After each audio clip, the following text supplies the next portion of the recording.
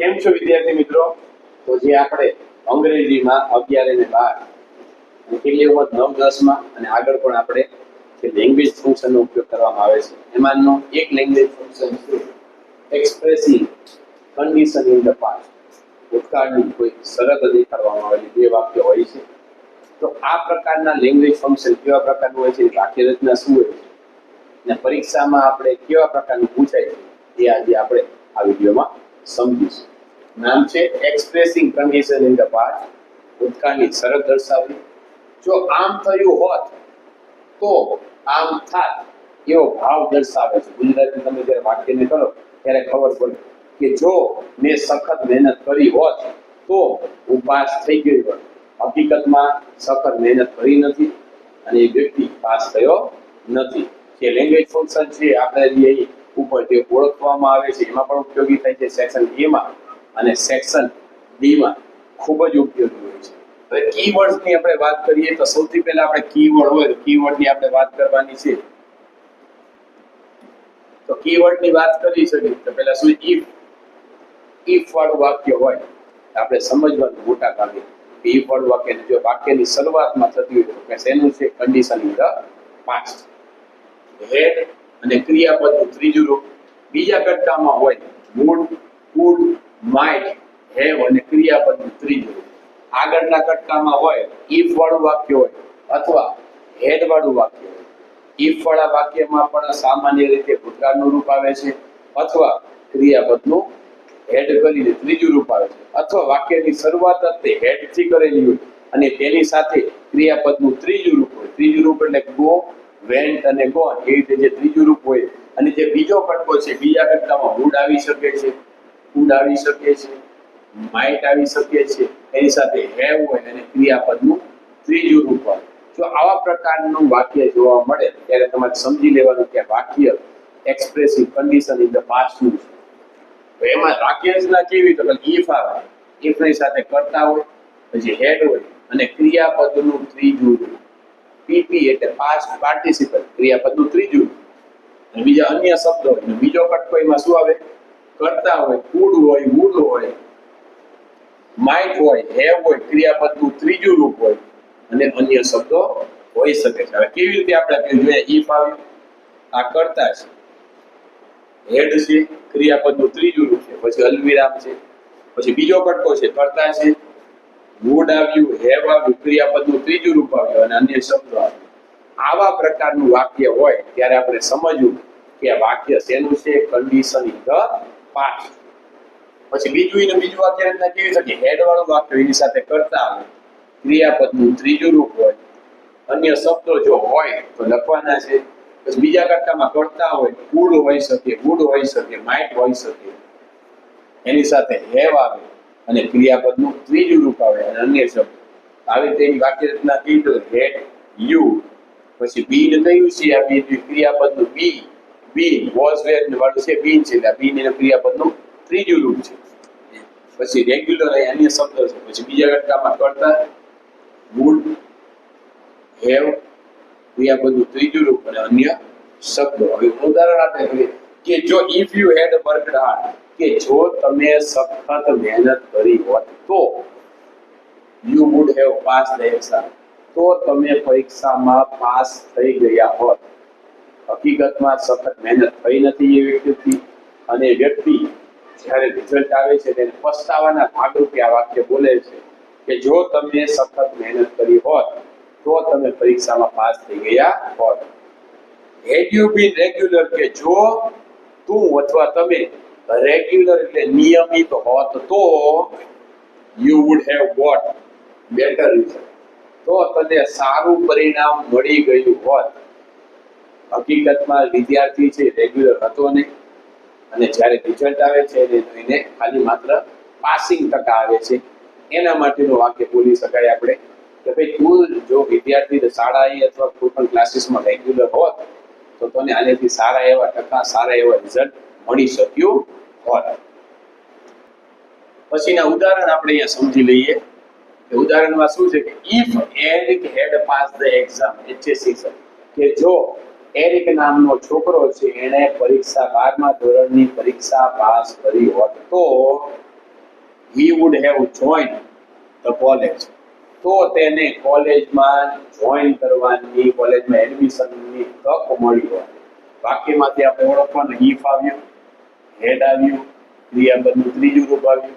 બીજા કટકામાં આપણે જોયું કરતા આવ્યું, would આવી શકે, could આવી શકે, might આવી શકે, એની સાથે have આવે અને ક્રિયાપદનું ત્રીજું રૂપ આવે. એટલે આપણે સમજવાનું કે આ વાક્ય એક્સપ્રેસિંગ કન્ડિશન ઇન ધ પાસ્ટનું છે, ભૂતકાળની શરત દેખાડે છે. બીજું, had you been there, કે જો તમે ત્યાં હોત તો you would have enjoyed a lot, તો તમે સારું એવું એન્જોય કરી શક્યા હોત. પ્રવાસની વાત કરે છે કે મામાના ઘરે જવાની વાત કરે છે કે જો તમે મારી સાથે હોત તો આપણે બધાએ સારી રીતે એવી મજા કરી હોત. હકીકતમાં એ વ્યક્તિ એ તકનો લાભ લેવાનું ચૂકી ગયો છે અને પછી એને જે અફસોસ થાય છે એના ભાગરૂપે વાક્ય બોલે છે. અહીંયા કે હેડ આવે છે, કરતા છે, પછી ક્રિયાપદનું ત્રીજું રૂપ છે. બીજા કટકામાં કરતા, would આવે છે, એની સાથે have અને ક્રિયાપદનું ત્રીજું રૂપ છે. પછી if પૂજા હેડ પરફોર્મ વેલ, કે જો પૂજા નામની છોકરી છે એને સારું એવું પરફોર્મન્સ કર્યું હોત તો she would have won the prize, તો તે ઇનામ જીતી ગઈ હોત. હકીકતમાં એવું બન્યું છે કે પૂજા દ્વારા સારું એવું પરફોર્મન્સ થયું નથી અને એના દ્વારા સારું એવું ઇનામ ચૂકવવામાં આવ્યું નથી. એના પસ્તાવાના ભાગરૂપે આ વાક્ય બોલે છે. આમાં પણ આપણે જોઈએ કે એના કરતામાં if છે, કરતા છે, ક્રિયા પછી હેડ આપેલું છે, ક્રિયાપદનું ત્રીજું રૂપ. બીજા કટકામાં જોઈએ તો she છે, એની અંદર would છે, have છે, ક્રિયાપદનું ત્રીજું રૂપ છે. પછી if you had invited Radhika, કે જો તમે રાધિકાને આમંત્રણ આપ્યું હોત તો she would have come in the party, તો તે પાર્ટીમાં આવી હોત. હકીકતમાં રાધિકા નામની છોકરી છે એને તમે આમંત્રણ આપેલું નથી એટલે એ છોકરી પાર્ટીમાં આવી શકી આવી નથી. પછી છે had Mehul been there, કે જો મેહુલ ત્યાં હોત તો there એટલે ત્યાં he would have helped you, તો તેણે તમને મદદ કરી હોત. કોઈ પણ મુશ્કેલ પરિસ્થિતિ હોય એમાં આપણે ખબર હોય કે આ વ્યક્તિ જ આપણે મદદ કરી શકે, ત્યારે આપણે એની યાદ આવે તેના પસ્તાવાના ભાગરૂપે આ વાત છે કે જો તે સ્થળે મેહુલ હોત તો તેણે અમને મદદ કરી હોત. આમાં પણ હેડ છે, કરતા છે, બી છે, ક્રિયાપદનું ત્રીજું. બીજા કટકામાં કરતા would આવે, could આવી શકે, might આવી શકે, એની સાથે have અને ક્રિયાપદનું ત્રીજું રૂપ છે. પછી આપણે જો if she had studied hard, આવું પરીક્ષામાં આપણે પૂછાય છે સેક્શન ડી માં. અત્યારે ઓપ્શન આપી દે છે, કદાચ ઓપ્શન ન આપ્યો ને આમાં લખ્યું expressing condition in the past, કે જો તેણે સખત મહેનત કરી હોત તો ભૂતકાળમાં છે તો she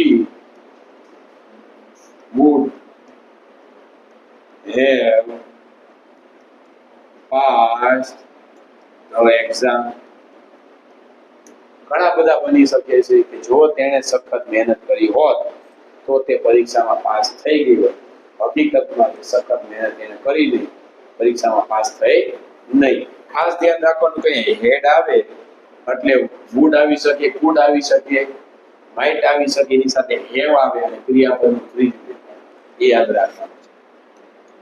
પછી બીજું વાત if we had grown more trees, કે જો આપણે વધારે એવા વૃક્ષ વાવ્યા હોત તો એ જો આપેલું છે શબ્દ આનેથી જ બનાવવાનું છે.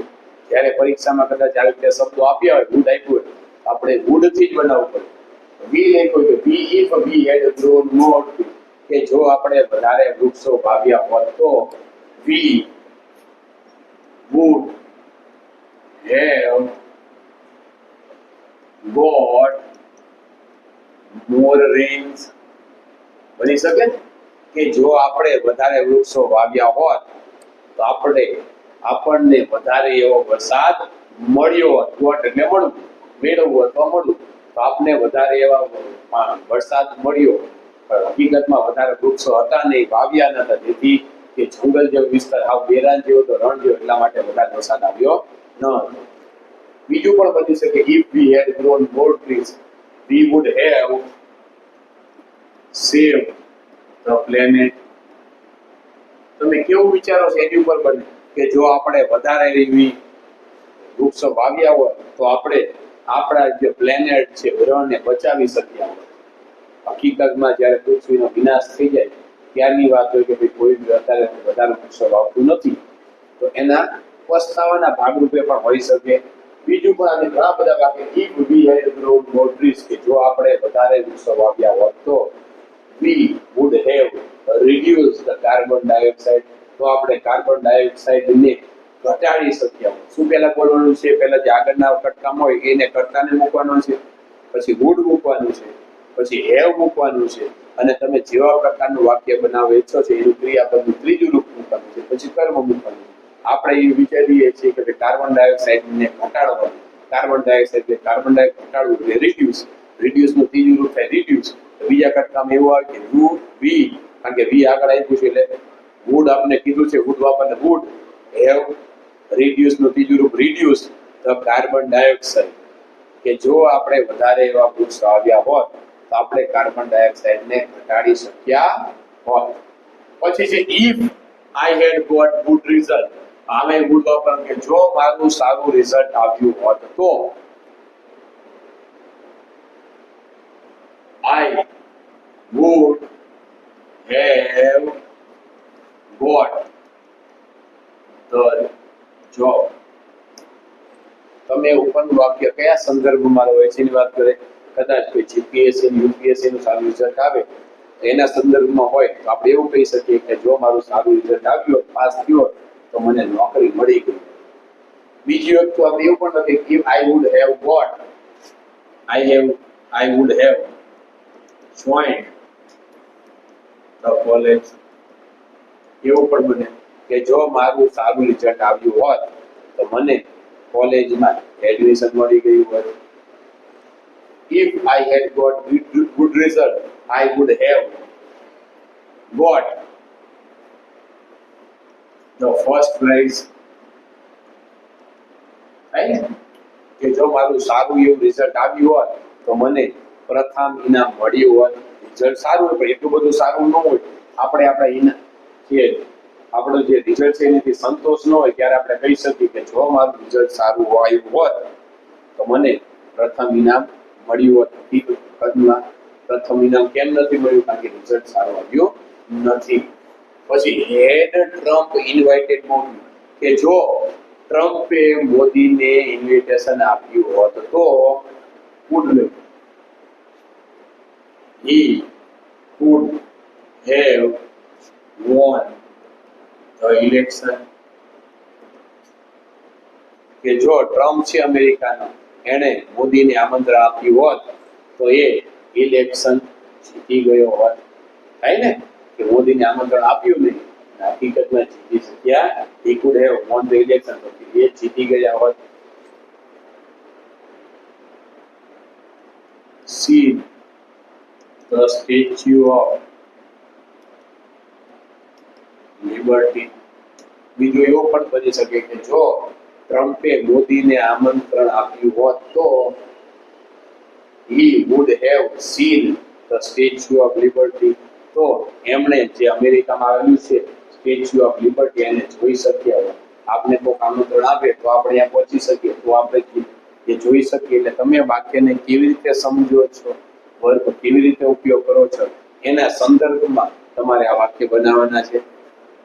If our team had played well, કે જો અમારી ટીમ સારું રમત રમી હોત તો ટીમ અલાવર છે we could have won the match,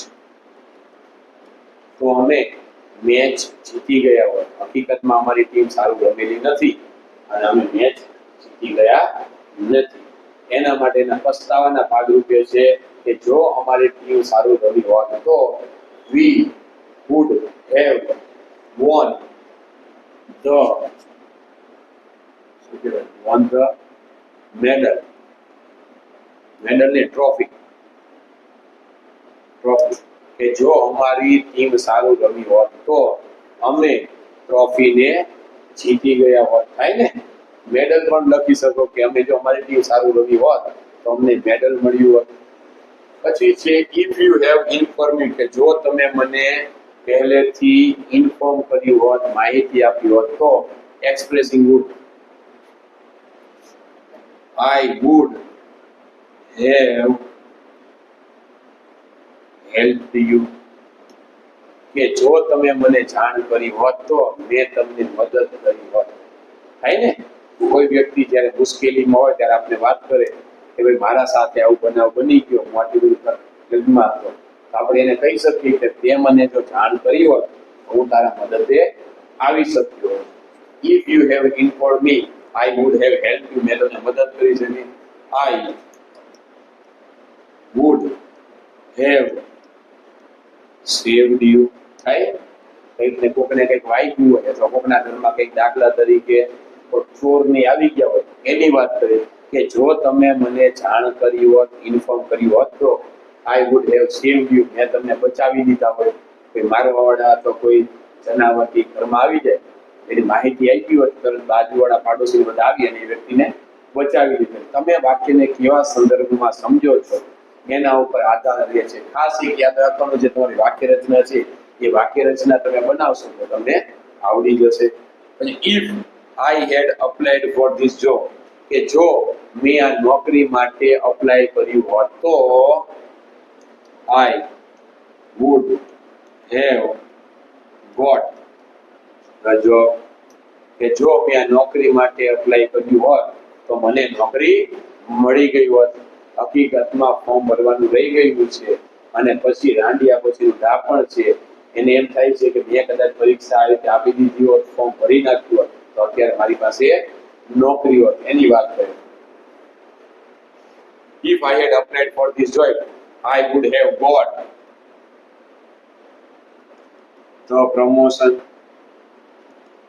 થાય ને, કે જે વખત એક પરીક્ષામાં નોકરી કરતા હોય ત્યારે ને ત્યારે તમારે બીજી જોબ માટે અપ્લાય કરવાનું હોય, તો જેથી તમને સારી એવી નોકરી મળે, પ્રમોશન પણ મળી શકે.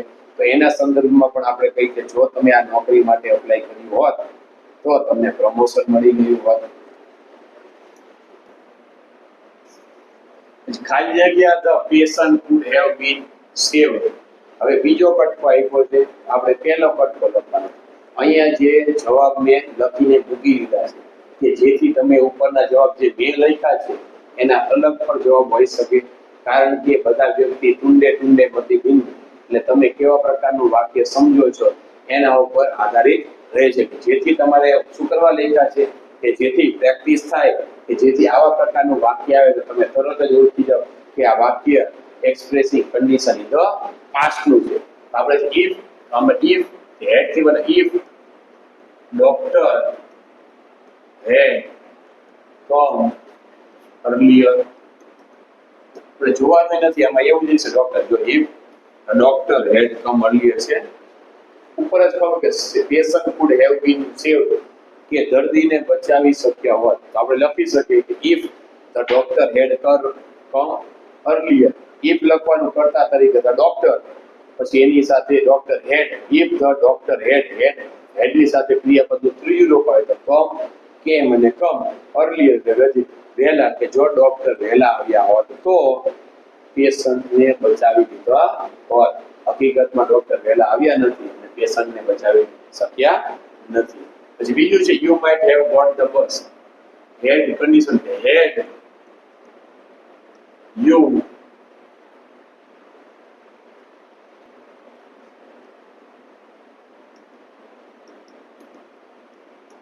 had you reached on time, જો તમે સમયસર પહોંચી ગયા હોત તો you might have got the bus, તો તમને બસ મળી ગઈ હોત.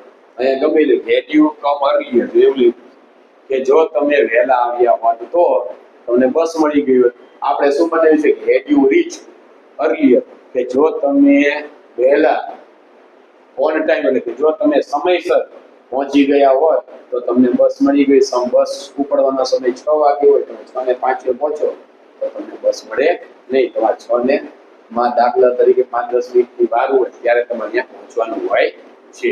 પછી ખાલી જગ્યા he could have got the first class. if